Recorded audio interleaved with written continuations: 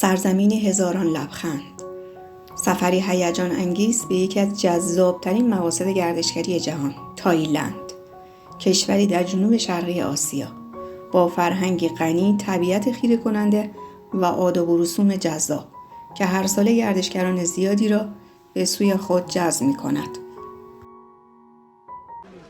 تایلند با نام رسمی پادشاهی تایلند است. پایتخت این کشور شهر پرجمعیت بانکوکه و حدود 95% مردم آن بودایی هستند. زبان این کشور تایلندی است.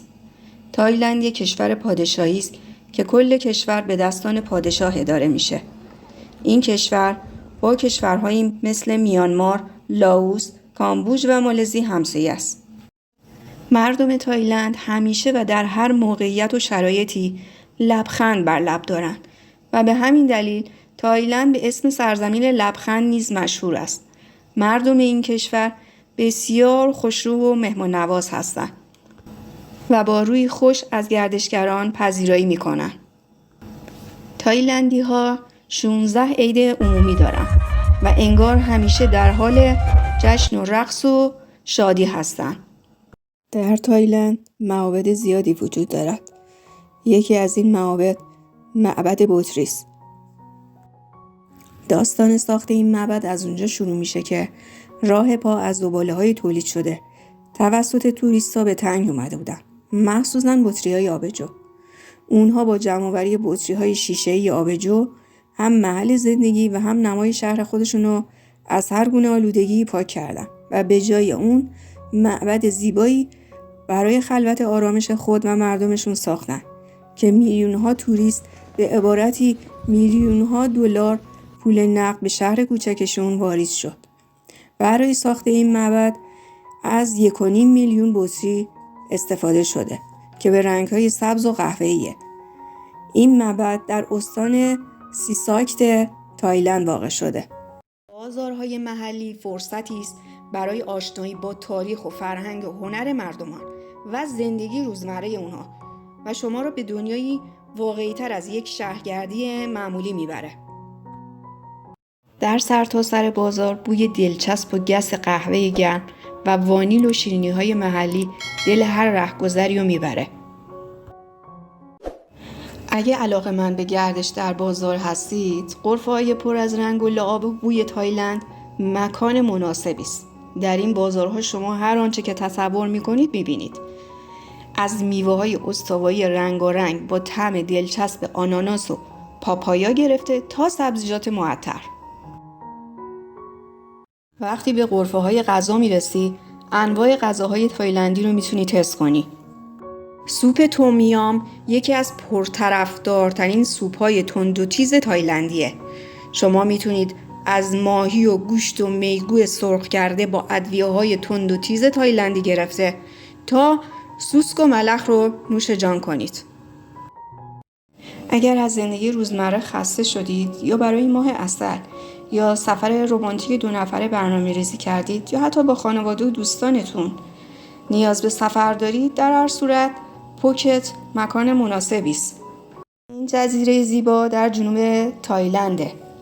این جزیره به خاطر طبیعت استوایی، دریاچه‌ها، جنگل‌ها و شن‌های سفید شهرت داره.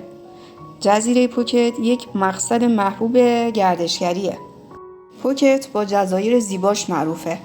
یکی از نمادهای این شهر هم مجسمه بودای بزرگه که به ارتفاع 45 متره. اگر هوس غواصی و جشن‌های شبانه و ماهیگیری رو دارید، یکی از زیباترین نقاط روی کره زمین سواحل پوکته. امکان نداره به تایلند سفر کنید و به بازدید از بازار شناور نروید. در واقع بازارهای شناور تایلند یکی از اصلی ترین جاذبه‌های گردشگری این کشور هستند که در شهر پاتایا نیز دیده می‌شوند.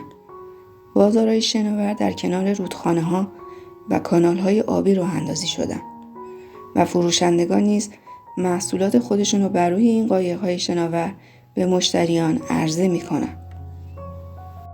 شما می‌توانید یک قایق کرایه کنید و خود را به این بازار محلی میان آبی برسانید.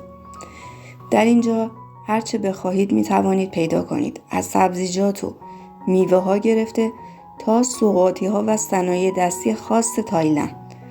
حتی انواع غذاها و خوراکی‌های محلی پاتایا را بر روی آب برای مشتریان آماده و سرو می‌کنند. این خرید و تفریح به یکی از به یاد ماندنی ترین خاطرات شما به تایلند برای شما خواهد بود. تایلند به ونیز جنوب شرقی آسیا نیز معروف است که بزرگترین مجسمه طلایی بودا، وسیع‌ترین مزرعه تمساح‌ها، طولانی‌ترین هتل و پل معلق و همچنین سمی‌ترین مار دنیا یا همان مار کبرا در این سرزمین وجود دارد. خاستگاه ماساژ در تایلند است و یک مدرسه ماساژ هم در آنجا وجود دارد. یکی از بزرگترین صادرکنندگان گل ارکیده در جهان است.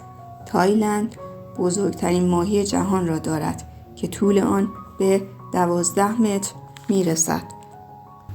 بزرگترین کیک دنیا نیز در بانکوک تایلند پخته شده. حالا برسیم به قوانین عجیب و غریب تایلند. در تایلند سن مقدس‌ترین عضو بدن انسان به شمار میره و دست زدن به سر و مو از جمله کارهایی است که جزو آداب یک تایلندی نیست، حتی اگر این لمس و نوازش برای سر یک کودک باشه. اشاره کردن با انگشت برای نشان دادن کسی کار بسیار بی‌ادبانه‌ای در تایلند محسوب میشه. در این کشور قوانین خنده‌داری نیز وجود دارد. قوانین عجیبی که با دنیای امروزی تناقض داشته و کمی غیر متعارفه. از قبیل خارج شدن از خانه بدون پوشیدن لباس زیر ممنوع است. حالا چجوری میخوان تشخیص بدن که طرف لباس زیر پوشیده یا نه رو نمیدونم. پا گذاشتن روی پول تایلند به دلیل وجود عکس پادشاه این کشور ممنوعه. برای راندن یک وسیله نقلیه موتوری باید بالاتنه پوشیده باشه. خب از زیبایی ها و بهشت تایلند که عبور کنیم میرسیم به جهنم تایلند.